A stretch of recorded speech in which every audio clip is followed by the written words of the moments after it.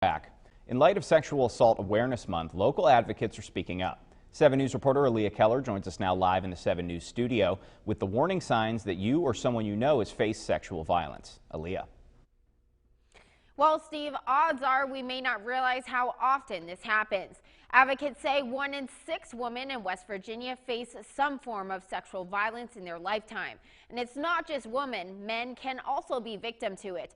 And local advocates like Ashley Carpenter believe there's more cases out there that we don't even know of. Sexual violence is by far the most unreported crime that there is. Advocates like Ashley Carpenter aren't letting cases like this go unnoticed.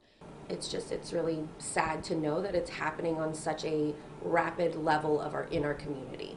And not just here, but the CDC also stands by this. It finds 1 in 3 women in the U.S. face sexual violence involving physical contact at some point in their lives, whereas for men, it's 1 in 4.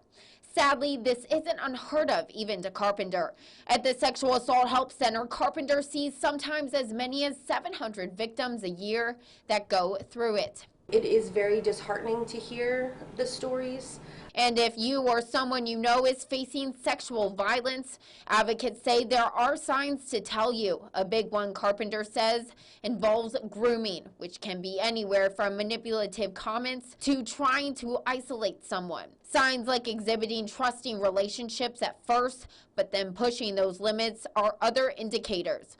Now, if you've experienced any of these, Carpenter says stand up for yourself. If you feel uncomfortable, be assertive. Say no. Keep yourself as safe as you possibly can.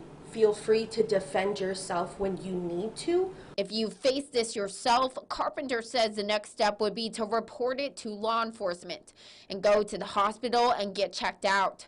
Carpenter also says it's okay if you aren't sure if you yourself have gone through it. There are services like the Sexual Assault Help Center to help you, so you're urged to call. We are sorry that particular instance and experience has happened to you and that it is super traumatic. We are here to support any person that has experienced sexual violence in any way that they seem fit for themselves. Now, if you'd like to seek help and think you may be a victim of sexual assault, you can call the number right there on your screen. Reporting live in the 7 News studio, I'm Aaliyah Keller working for you. Slow warm up.